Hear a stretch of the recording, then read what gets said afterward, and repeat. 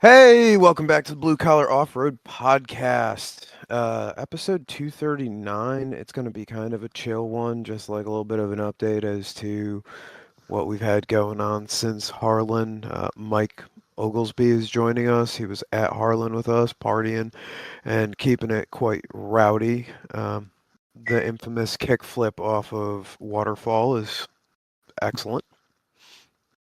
Yeah. So, what up, dude? Not much, just cutting perfectly good Jeeps in half. The usual. I seen that. So, what since the episode that you were on, I've got the audio fucked up because I like fucking exported it and didn't check to like make sure that the program had finished exporting. So then like I closed it and yeah, that fucked that audio right the fuck up and I let the recording go because I thought I had saved it right and yeah, that was my bad. Um, You'll get those but on the big jobs. what's the rig? Um Why are you cutting up another body? All that other fun shit. So the rig is a 97 TJ that's pretty much stock motor, transfer case. Down a 30 and an 8.8 on some 37s, and it gets beaten to living death. I mean, there's a rock, we're gonna hit it, and if it rolls over, it rolls over. Who cares? Um, But I've been beating the shit out of that thing for about 3 years now. And it does what I want it to do, but it's not how I want it. And I'm tired of a body that's ripping itself in half. I Um, I can empathize and understand. yeah, it's going full blown XJ mode and just trying to rip itself apart at the seams. And at Harlan, the body got cut up on an under rock it got caught up on an undercut pretty good, and ripped off pretty much the entire rear quarter panel. So it's time to do something about the sheet metal. So it's at a good point in the Jeep's life to cut up a perfectly good clean tub and stretch it out to LJ length and throw it on some 1 tons. So about to start partying for real now. Understandable. Are you gonna take the sticky pill off the bat? I don't know if I can find a cheap set used on marketplace. Maybe if Dude, anybody's got some red labels or some shit, hit me up. fuck red labels. Nah, I'll run a red if I can Yeah. find cheap enough. Reds are actually like a decent crawling tire. I just find them to be a crawling tire. I don't find them to do as well like in the clay or in any of the other bullshit, which like duh, they're fucking reds. They're not gonna play nice in the clay, but where we're wheeling, there's clay. They got the tread pattern of a soccer ball. They're not gonna clean out very well. No, and I can't say too much because the Mickeys fucking become giant gumballs in the clay too, but they clean out pretty fucking quick when you get beaten on it in second. Yeah, So I'm I would okay with love that. I would love to find a cheap set of low tread Mickeys or something like that I can run too. They seem to work pretty good for you at Harlan. Yeah, I'm really happy with the way the rig's behaving. So like this winter I want front digs, I want a handbrake, I want like the list of actual work that's going to get done on it's kind of drastically downscaling. I'm replacing the front ring and pinion. I'm going to gusset the front axle some more. I'm going to rework the front bump stops and the rear bump stops and try and get a little bit more up travel out of the rear, adjust some of the link geometry, shit like that. Not really going crazy with it. I want to get it a little bit more stable, so I'm going to spread the upper links because right now I think they sit 3 inches apart from each other or 4 inches apart from each other on one of them tombstone mounts, and I want to get them like a foot apart so that way it'll be a little bit more stable. Too much of link separation at the unibody. No, I'm talking about at the top of the axle truss for the upper Oh yeah, links. I there. want to get them just spread out a little bit more. I have enough triangulation out of the fucking lowers that I can play around with that quite a bit without affecting the ability to keep the axle like orientated under the vehicle, if that makes sense, or the roll steer. I think that's what Right. it would be, the roll steer. Um, So I'm gonna just play around with it a little bit.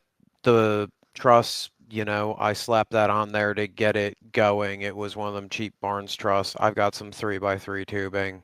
I'm just gonna add some wings onto it to help, and I'm gonna put the coilovers on top of the truss. Just minor little bullshit like that to get it happier for next season. Yeah, there's always that kind of stuff you got to do. I'm hoping to, whenever I do mine, hoping I do it all at once and don't have to rework it for a little while at least. Oh yeah, but there's always going to be the stupid little shit. And like mine, the front axle's been under there for what? Since like 2018, 2019, somewhere in there. So if they're gonna, the bolt holes are all wallered out. They're all 9/16s. Drill them all out to 3/4, redo everything with 3/4 and call it a day. Replace the links that are, you know, they've been bent so many times that like I'm starting to get worried about the ends, like just tearing or something fucking stupid. Because they've been under there forever and they're like fucking bananas at this point. Yeah, I don't know if I'd be more worried about the threads and it would than just bending back and forth and fatiguing that metal. That eventually is just gonna banana itself in half. Well, that's Go what for I'm talking about. Just the fucking like fatiguing. I would think it would probably like break at the end or tear at the end where, like the majority of the force is getting applied to it, but it's just gonna get new links. It don't fucking matter. It needs them. I have to move the front axle anyway. Whoop-de fucking do. You gonna go aluminum or you gonna stick with steel and slug them? Brother, I'm being cheap as fuck. They're going to get slugged with whatever. However, I might slug some 250 or, grab some 250 wall and then cut down some, like, bring it to work and cut down some 120 to sleeve internally and then put a piece of 6061 aluminum inside of that. So, but that's not going to cost me jack shit because I've got the tube already sitting around. Yeah, I mean that ought to be good enough for an XJ. That would be good enough for an XJ. I don't really care if it doesn't last forever, but it's going to last long enough that it'll be all right, I think. Yeah, probably stronger than square. Hell, I might just throw another fucking set of square under there if I end up finding some square for the right price. Get I some of mean that fucking half half inch thick shit. they've lived this long. They probably live another one, another couple seasons. Yeah, if I can get work to order it in, it's pretty cheap. So Yeah. I'll figure out what I'm gonna do there, but your fucking TJ definitely needs tons, and it definitely needs a little bit more horse ponies. Yeah, I don't know. I'm gonna stick with the four banger for now. I kind of like beating Red Lunar on something that doesn't have enough guts to blow itself apart. Valid. I mean, it's pretty nice to come up to a ledge, lock it in second gear, and just lay it on the limiter and dump the clutch and not really worry about anything, you know? I understand where you are coming from. That's part of the reason I want to just slap a fucking 3.8 Atlas behind the AX15 this winter and call it good. Um, you don't have to care about it, and it lets me get front digs, Yeah. and it will play nice with whatever the future driveline for that thing ends up being if it gets a different driveline. Yeah. I'm hoping the little four banger with 60 pounds of compression has enough oomph to even move it with tons and 40s and all that. I'm hoping I It'll can be pick my slow. gearing for it. Yeah, it'll be slow, but I'm hoping I can pick my gearing right to where it'll, you know, be at least Yeah. half-ass decent. I would recommend considering an AX15 swap into that, so that way you can have a 23 spline output if you're going to put any type of gearing for transfer case on there. Yeah, no, the tons and 40s and all the extra weight and everything's going to rip that AX5 in half. I mean, I've gone through, I think, four of them so far. So, and that was just on 35s. I mean, I haven't even blown it up on 37s yet. Yeah, you also don't show them an iota of fucking compassion. The mechanical It'll, sympathy is just not non-existent. When you try and pull the web page up, you get a 404 error. yeah. But I like what you're doing with the tub. You're welding the body armor in, right? And then you're also gonna brace that into the cage. Yeah, so I can't remember the guy's name. Paul? Paul, I think it is. He's got that LJ buggy thing on four Yeah. threes. I liked his idea. He where the recessed holes are that you're supposed to just bolt the armor to the tub. He ran tubing to his frame and his cage and everything and braced it all in so it's all tied together. So I'm thinking about doing that with the armor and the both sides I'm gonna do and everything needs to really be tied in together so I can roll it over and smack it on shit and not rip the body in half and you know deal with that whole nightmare again. But but yeah, once it's done, it should be strong enough. Hopefully, it'll just weigh a ton. Yeah, you're gonna get that on these. Yeah, Um, I don't know, kind of being lightweight and four banger and small tires, kind of magic sauce for a little while. it is, or lightweight rigs work better. It's just weight, right? If you have to move more weight up a hill, it's harder. Yeah, That's the simple. So like your rig on tons and all that, if you build it on the lighter side, will probably still get down real fucking well. yeah. It's just the rig's at the point now where I'm limited on tire size when it comes to obstacles and stuff because it's about as built as a Dana 30 and 8.8 on 37s can be. And I'll pull up to a ledge and I got 37s. They're still DOTs because you can't really run stickies on that setup because it doesn't even have enough power to really turn 37 DOTs. But Bro, throw a set of 37 reds on that thing. Be a fucking legend. dude, a set of 37 Rockzillas, that would be the sauce. That probably would work out fucking phenomenal. Yeah. If anybody's wondering, those are not red labels on it currently. Those are blue labels, and they indeed do suck ass. So don't buy a set of blue labels. I mean, it was going up like red trails at Harlan just fine, but yeah, don't buy a set of blues, buy a set of reds. Yeah, no, that was a mistake. But Although what were you saying? I was saying I saw a set of 37 Treps on Marketplace. I'll see if I can find it again. It was like 1,200 bucks. Are those the DOT ones? Because there was a set of DOT ones popped up for sale not too long ago. They're like a N- grand or something like that. No, these were comps. I think they're out of Alabama. I'll see if I can find the listing again. Yeah. It's But just for the funny factor. yeah, like I said though, I'm the rig's at the point now where I've been wheeling it for a couple of years. And I know the rig inside and out, and I feel like I can drive at least half-ass decent sometimes. But I'm to the point now where I'll come up to a line and I'll see it, and I'm like, all right, I see a line there, but I'm limited on tire size, and like the undercuts will just eat a 37. And I'm tired of coming up to trails that I want to do and just not having the tire size for them. It just comes down to that. So the Jeep's got to get bigger to hit bigger lines, I guess. Yeah, you'll run into that problem. There's places now where 40s feel fucking small. Well, it doesn't help when everybody's running 43s and LSs and digging everything out. So it doesn't help. Yeah, they 43 SXs move some mud. Yeah, isn't it crazy that you know back in the Teleco days, like a 37 was a big boy tire, and now we're running around here with 37s or the 40s are new like 35s. Like just crazy to think about how wheeling has evolved over the years. I remember back in like 2015-ish time period, I had Dana 44, an 8 1/4, and 35s, and I had a big Jeep. That's Yeah, not a very big fucking Jeep anymore. not anymore. At that time, it was starting to get on the small side. Like everyone was starting to do 37s. They were starting to run around with, the hardcore guys had 40s, and stickies were just like becoming a thing. So it's just weird how the times have changed. Yeah, I mean I haven't been wheeling that many years, and it's still the evolutions you've seen in the past 5 or 6 years has been crazy. Yeah, 40s are the new 35. Yeah. Gotta make which life difficult for the little guy.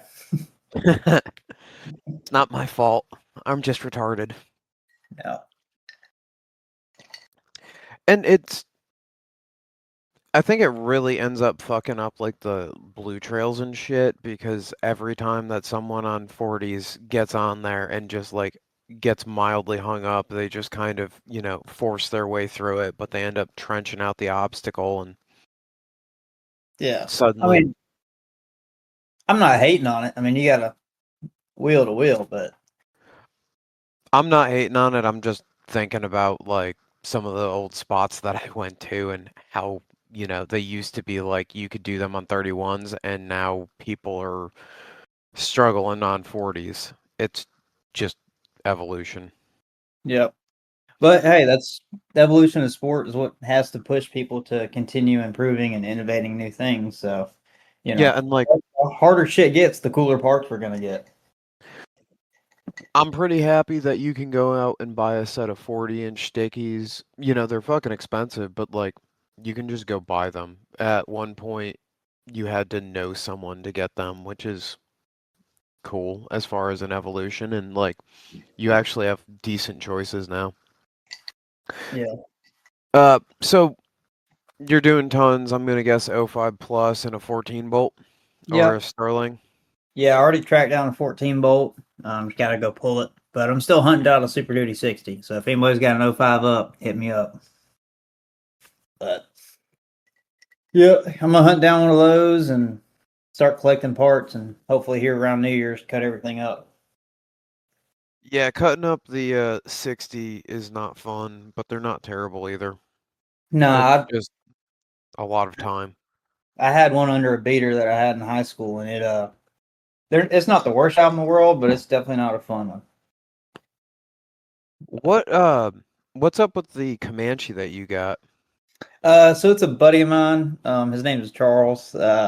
He went wheeling with me to Choco to one of the Great American Crawls a couple summer, or I think a year ago. Yeah, last summer, and he got hooked. He just went on one trip and got hooked, and he's like, "Man, I got to find a rig." So he went and bought the Comanche, and he didn't really know how to work on stuff as far as fabrication goes. Like he can turn a wrench as good as anybody else, but he wasn't really, he doesn't know how to design a 3 link and stuff like that. So I told him if he bought one and needed some work, I'd do some work for him. And he got the rig, bought some parts, and we threw a Barnes 3 link on it, shot the front out a good bit, and we're putting a PSC full hydro kit on it. But the thing is like a school bus. So it's on a set of 40-inch USDs and it has a 135-inch wheelbase. That So is so fucking long. yeah, so the rear was already pushed out when we got it. So the plan is we're gonna get it together, drive it, wheel it, see what he wants to change on it, and then we'll chop the rear and bring the rear in. So we'll wrangle that wheelbase in a little bit later. Yeah, that'll end up looking better once the wheelbase gets brought in just a little bit, but it looks like it's gonna be a riot to just go beat on. It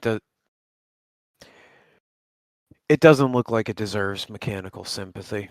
Oh no, the thing is like we've nicknamed it chicken shit because when he bought it, it was under his lean-to and chickens had roosted on it. So the thing is rough and it's ugly, but the thing is just cool as shit. I can't wait to get that thing done. Yeah, I Yeah, just sent you a picture of it on Snapchat. But sweet. You going with coilovers on the old TJ rebuild or are you going with coils? what's his name in the group chat had a set of air socks I was gonna buy. But Sweet. if I can buy some cheap ass air socks, maybe. But if I can find a good set of coilovers, I'll buy a set of coilovers. Yeah, that thing is just fucking long. Yeah, Are those stickies or not? yeah, they're stickies. Sick. So those are what, the 43s? No, They're the they're 40s. They just look big in the picture. sweet. So 40-inch, the not as good Mac or not Maxis, Mickey's. The what are they? The fucking Boss it, not Boss Pros. Holy shit! I should remember this.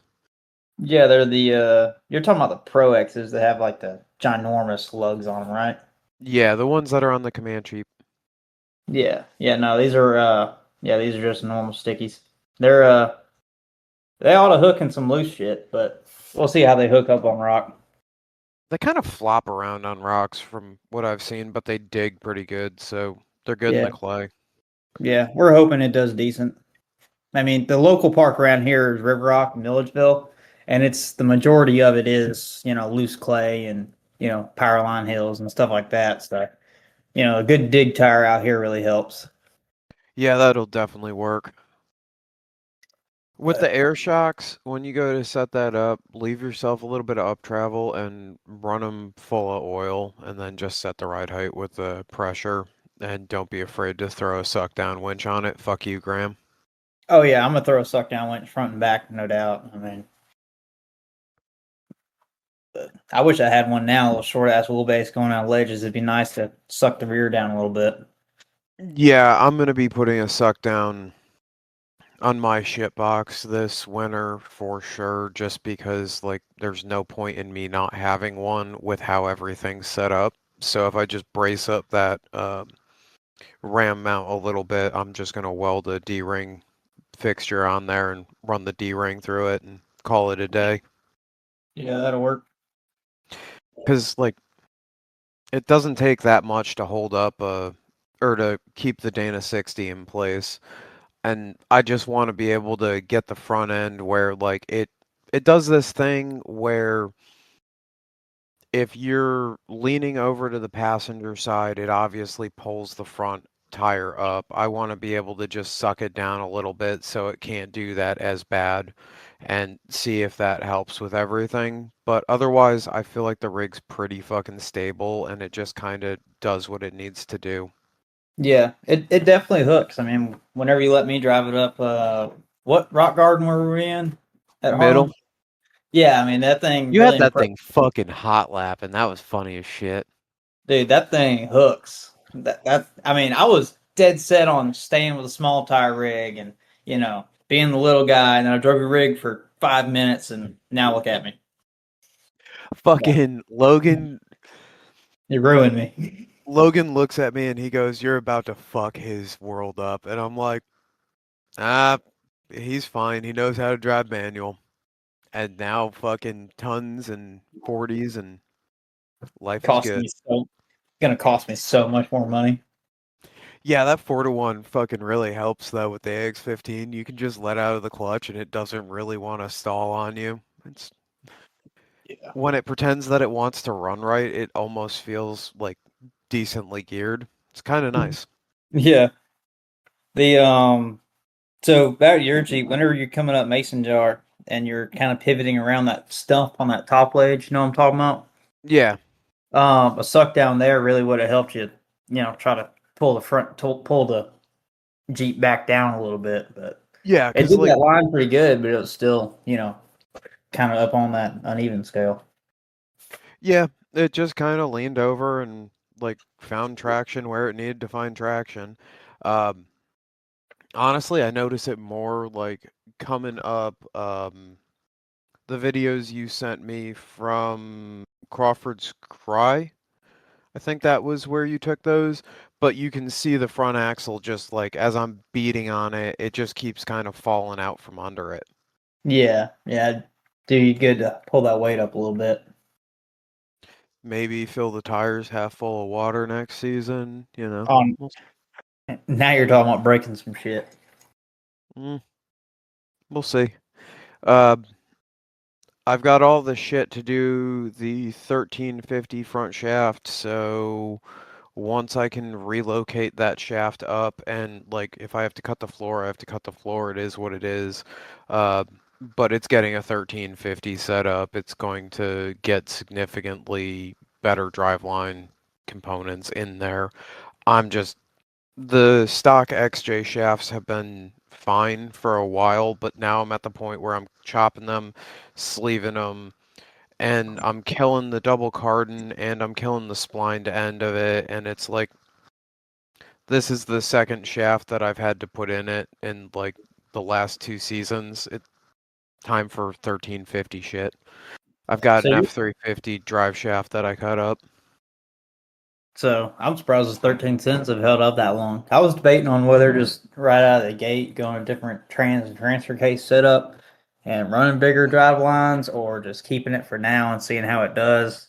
I'm not sure what I want to do for that, but I'll probably keep the X5 and 231 until they just completely explode. That I get it. I'm gonna just say the AX15 is probably worth it, so that way you can put 23 spline behind it and, run more standardized shit. Because aren't those 21 spline on the AX5s? I'm not exactly sure. I'd have to Google it. It's been a while since I had that transfer case off, Either but way, yeah, all I've done to that transfer case though is I put a Teraflex 2 low kit in it and did the JB conversion HD SYE kit. So the output shaft on the rear of that thing's pretty beefy, but yeah, everything else those, it hasn't exploded yet. So we'll see how long it lives on tons. dude, 231s are fucking awesome. I don't really like care that much what anyone else has to say about it. They've been incredibly good to me.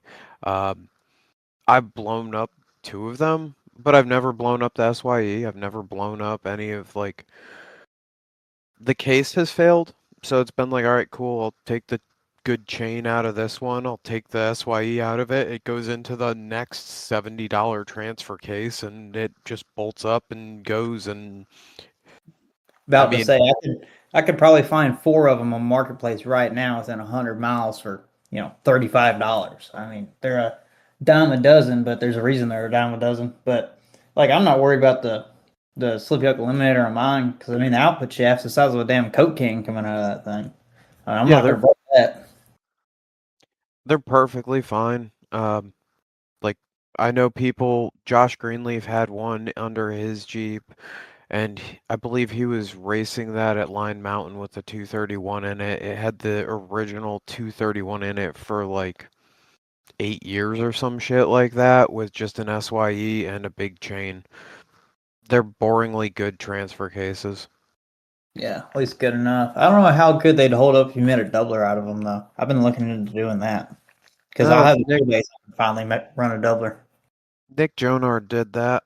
I don't think he's had any issues out of it yet. He would be the person to ask about that though. Yeah, but I don't know if he drives as hard as I drive or how his driving style is compared to mine, you know. I don't know how good it'd hold up comparatively. But also I think my, technically LJ build is gonna be heavier than that XJ, I think. Yeah, his XJ is kind of light, but he is on stickies and he has been beating on it more, so Yeah. If it explodes it's cheap, so who cares? I'm torn. I like the 205 setups out there. They're cool. It's just the Atlas is cheaper at the end of the day if you get the mechanical shifters, and I just want mechanical shifters. I don't care that I have to cut the floor out of it. It doesn't see enough road time that it matters if I have a hole for the fucking shifters to come through. Like, Dude, I weigh 140 pounds soaking wet. No way in hell are you gonna catch me trying to get a 205 in and out of that Jeep. Nope. I ain't running just because I don't want to have to deal with working on it. that's fair. I will say you don't have to work on them that much. That's the beauty of it, but I guess you don't have to work on an Atlas that much either. That is true, but Eh, gotta find one. it don't really fucking matter. Yeah. End of Um, the day, whatever you run still get you wheeling. So that's all that matters. Yeah, I'm excited to see it actually getting onto tons in the LJ swap because, like, even though you say you're doing it quick, the body work on it looks pretty fucking nice considering what you do for work. Your rush job looks way better than my effort. Uh, So, I appreciate it. It helps at work. I got a good shear and all the bead roller tools and an English wheel and slip roller and any other sheet metal tools that I can need. I have everything at my disposal. So I have a really good boss that, he lets me work in the shop after hours. So that yeah, helps a lot. couldn't agree more. Um, so I know that we talked about Harlan with Curtis, but dude, that fucking rig just put in so much work that it was impressive to watch.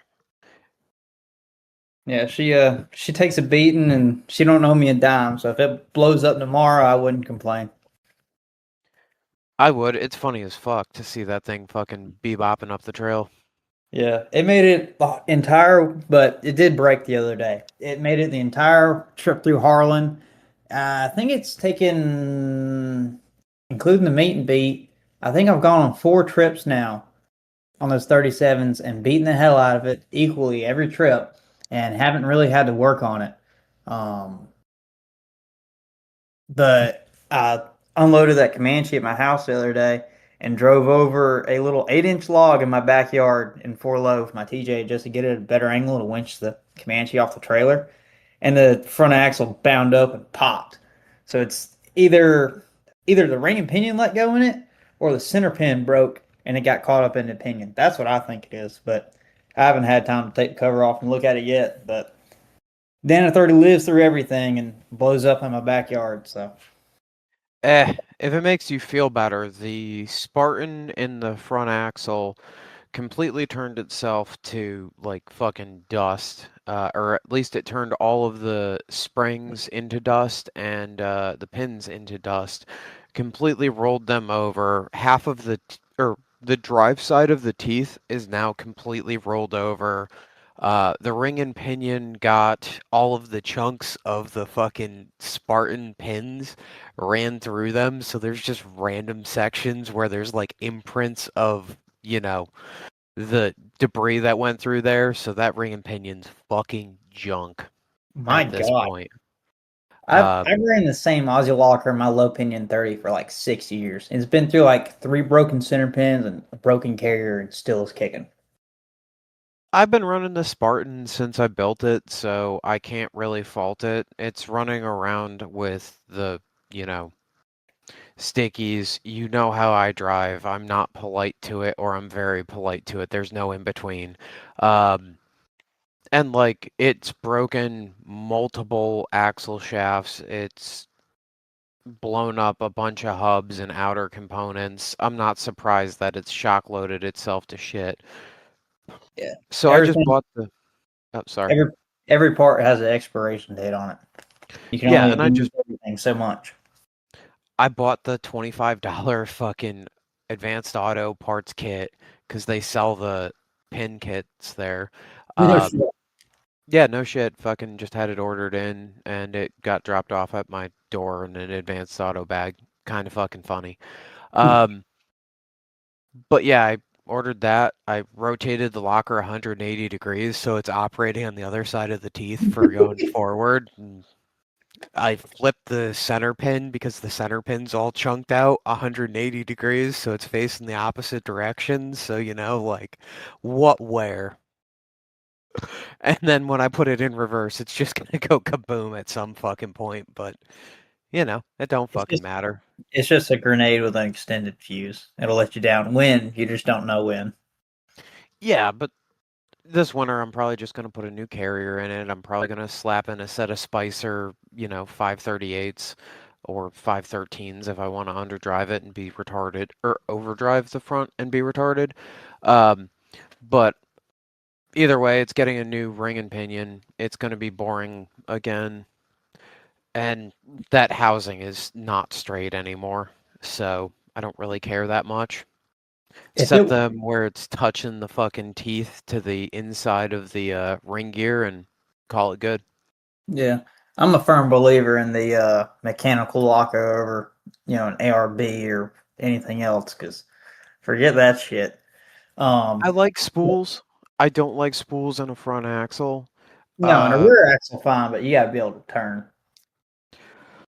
Nothing that I'm ever going to do to that Jeep is going to make more horsepower than the engine that came over the original front axle. Like, even if it gets a 5.3, you know, it's not going to be modified much because I really don't want to like try and make actual power out of it. I want to have just a boring basic bitch fucking V8 swap in the future or a 4.8, so 275 fucking horsepower.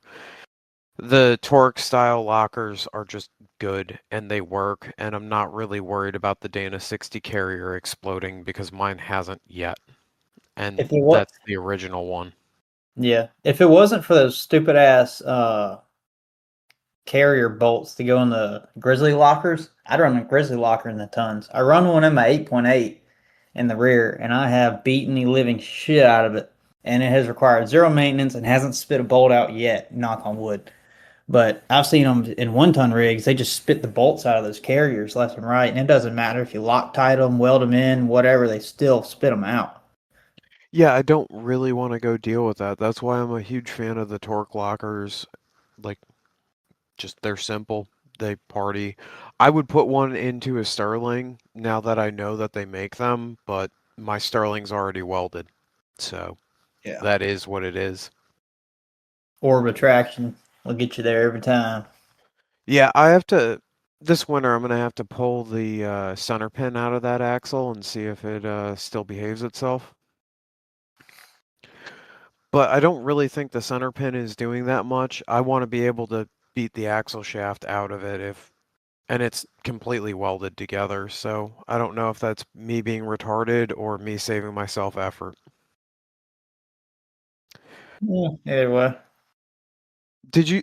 Oh fuck! I think it's who the fuck is the company that makes all that nine bullshit? Performance Gear or something like that? What are you talking about? Like the high nine stuff?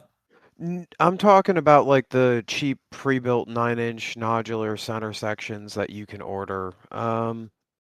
I You don't know. know, I mean, we've always ordered shit from Yukon or whatever through work. So yeah, I'm gonna hit up Google because we have the internet. Uh,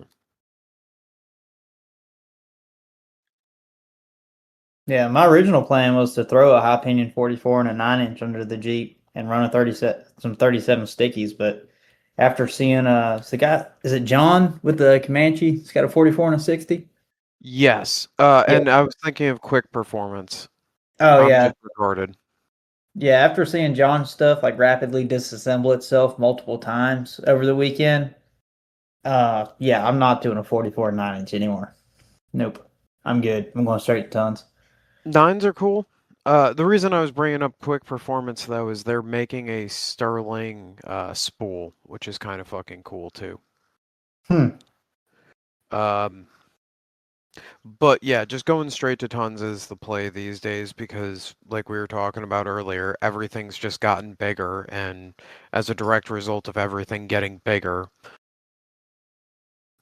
the amount of money that you're going to spend on a 44 and a 9 instead of building a set, it's going to end up costing what building a set of Super Duties or a set of Super Duty 9s is to actually make that thing hold up because you're going to need like what RCVs, a Jaina Oh, 54 kit, load bolt, um, 35 spline inners, 30 spline outers, and congratulations, you've got a over glorified stock 99 to 0460. yeah, I mean, for the amount of money that you throw into them, it really doesn't make sense. And, I got to eat my words on this because forever I've been saying, like, oh, you don't need tons. You don't need tons. I'm going to stick to a small tire rig. And, but it just makes Then sense to go straight to tons. So they have their place, but their place is not under a hardcore wheeler. it it makes more sense out west. I was talking, we had some, or I've got a guy that follows me on Instagram. Shout out to Pat. But he was talking about like he was sending me some Runs Prime videos, and it's like, yeah, that's how you end up having to wheel out here. Like that's why we end up putting 1 tons under everything. Because I think he's got JK axles under his setup or something along those lines, and it makes perfect sense out there. If you've got traction and you can't go banging limiter, you don't need to have as much, bullshittery as you have to if you're going to be sitting there on limiter just all fucking night long every night that it goes wheeling. Yeah, I mean, there's a like you said, there's a big difference in idling up a sand chute or whatever, and then you got you know banging it up George Winters, and then while it's raining, I mean, you're in third gear on a limiter, and your front driver hits that undercut on top. Nah, nothing's gonna hold up to that, really. Oh, fuck that place. Uh, Dude, real so piece of JW4, the center line, yeah. we hit that at the beginning of the year and it had been raining and I hit it in like second gear, all the fucking sauce, and it just the Jeep was going up and then all of a sudden it was going backwards, and as I got into the clutch I just felt the front axle bind up and it blew the fucking outer, it blew up the U-joint. I still haven't beat that shaft out of the Yukon locking hub or the slug, and it was like, all right, fuck it. There was nothing that was going to save that, but might as well go 35 spline at this point. And that's Yeah. what led to that. Yeah. I'm hoping with a little 4 grog, I can make stock shafts live for a little while at least. Mm. We'll see. Well, yeah, and you're also going to an '05 Plus. You don't have 30 spline outers. Right. Right. Everything's bigger off the get go. Yeah, the '05 Plus stuff is fucking awesome because the axle shafts can be gotten at O'Reilly's for like $180 for the long side, and I think it's 155 for the short side. When we looked it up at fucking the meet and beat. Holy shit, I'm having a hard time with everything. Tim Clark from New England showed up at my place last night because he was coming back from Texas, and he showed up at like 11:30, and we stopped drinking at like 4:30 this morning. So Damn. forgive me for being retarded, but It's all good, brother. we were having The fun best of us. playing around with the rock crawler and drinking beer. So It happens to the best of us.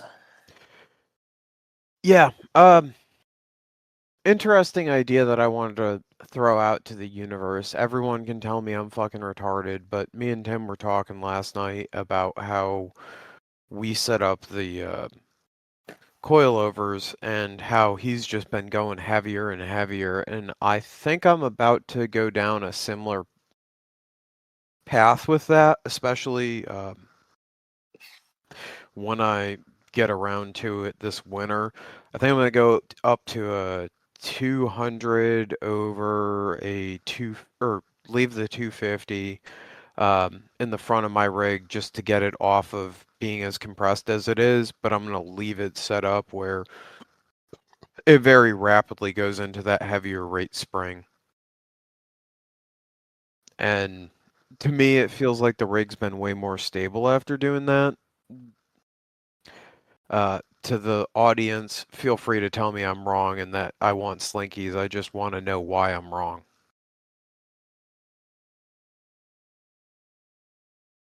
I don't know. I haven't really dived deep into that whole rabbit hole yet.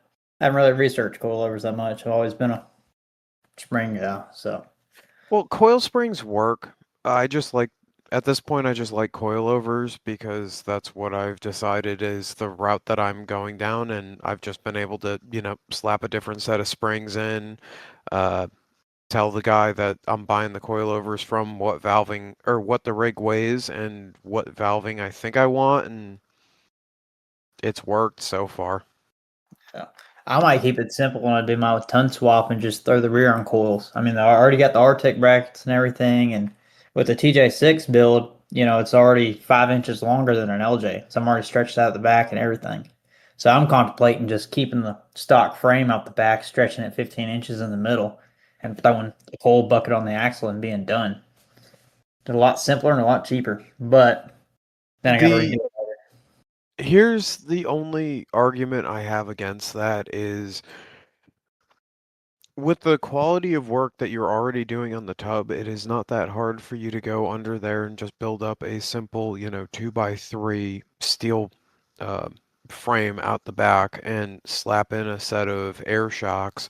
So that way, if you decide you want to go coilovers in the future, you can go to coilovers, but then you don't have to go and chop the frame again because you're already in there doing that level of work. So why have to make it so that you have to go back and redo it? Right, rework's the biggest pain in the ass part about building these things, but at the Yeah, same time, funds aren't always unlimited, so I'm contemplating building it in stages and just getting it done quick to wheel, and then tearing it apart later down the road. or building it all from the get go correctly and taking a long, long time to do it.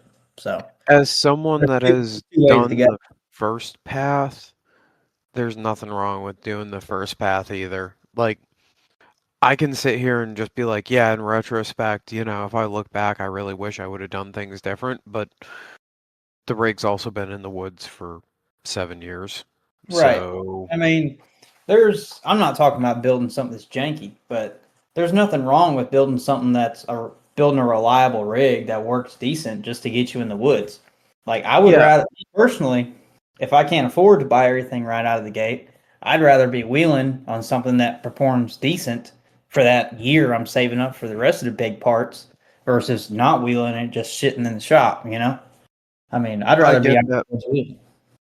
The one thing that I will sit here and stress about though is if you are going to be reworking the link geometry and doing all of that shit, do that one time, sit down, get everything where it's going to not only fit, but like the numbers all kind of seem appropriate and everything is in the appropriate place.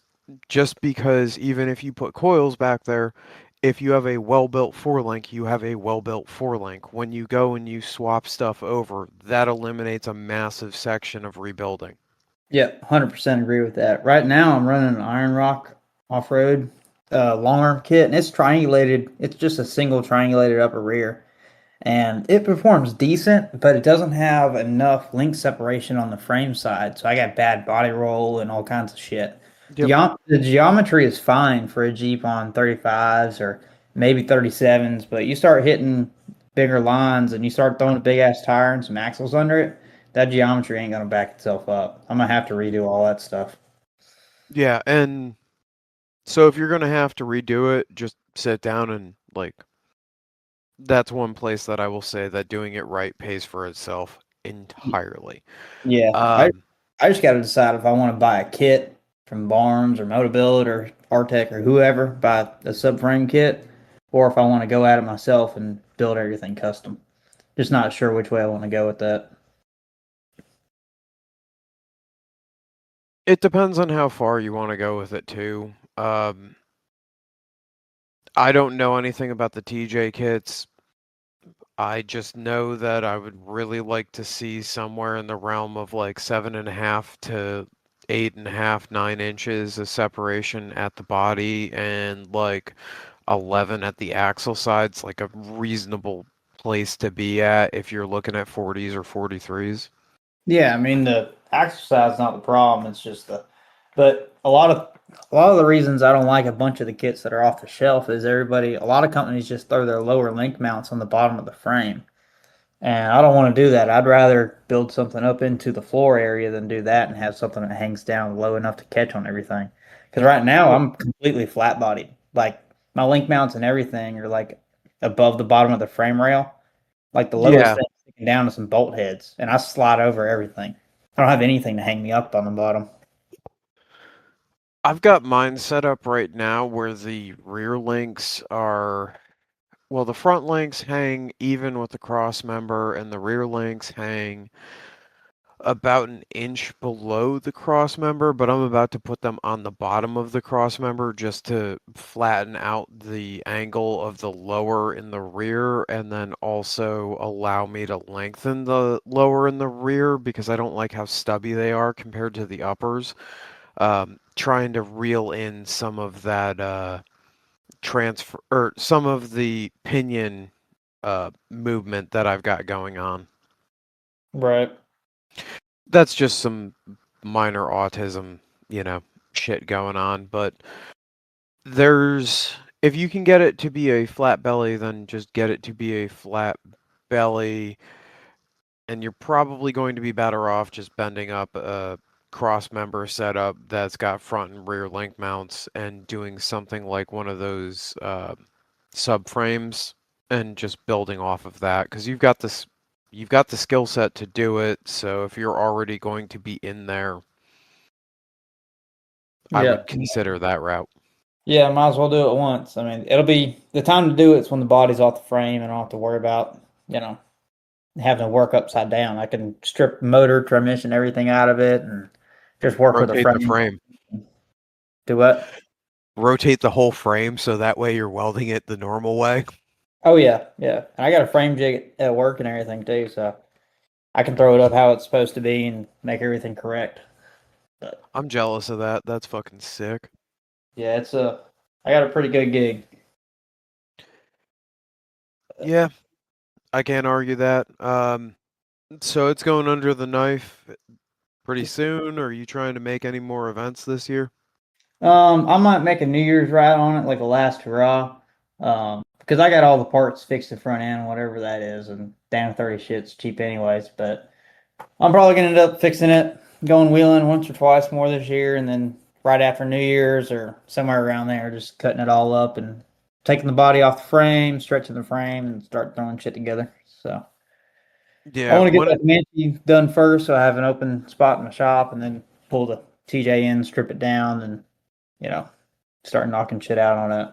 So when it starts raining real bad down here, I'm probably gonna pull mine into the shop and start doing that list of shit that I said to it.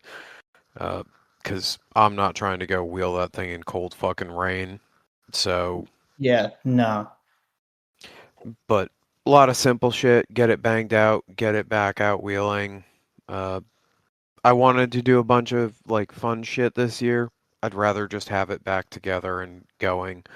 Oh, other stupid shit thing. You know how many times we had to use my fucking winch? We blew a fucking cell out of my battery at Harlan. That motherfucker will not fucking stay charged. Like with the battery disconnect off, it just fucking drains the battery now in 2 days. ugh, that's not good. That's a blown fucking cell. And I know how I blew it. It was winching everyone and their fucking cousin up Little Jaeger. Yeah, or yanking me backwards on No, what- because when I was yanking you backwards, the volt gauge only dropped down to like 12 volts. I wasn't really fucking leaning into it that much. Your Jeep was just kind of easily coming back. It wasn't struggling at all. yeah, that was a damn good trail. Dude, that fucking night ride was the shit. Like, Curtis missed out on a good fucking opportunity there. Yep, he missed out on that, and then Sunday driving around, we got lost, and we ended up hitting lines in it like as the sun was setting. So, but You're he missed gonna it. get that. Yeah, but Um, but not for nothing. I feel like we're starting to slow down a little bit. We're a little on the short staff side this week, so appreciate you guys fucking tuning in. I appreciate you coming on, Mike. Fucking yeah, awesome man, of you. thanks for having me. Um, any fucking time, dude. Like, if we're slow and you got shit going on, feel free to pop on in here. That's the way this is kind of working now. Um, and I know that Logan told me to put out there that he's got a vinyl cutter, so rumor has it that there might be stickers available again. So if you want stickers, just hit up Young Custom Coating. Um, I was talking to Anna today about getting some other stickers made for some gun parts, and I think that they're having some computer problems, but once that's resolved, we should have stickers available. I sent over the files and everything. And so hit up Young Custom Coating for the stickers, or if you need anything Cerakoted or powder coated, check out Urban 3D because Joey Urban's kind of a cool dude. Um, and have a good night, everyone. Take it easy, and we'll see you in 2 weeks.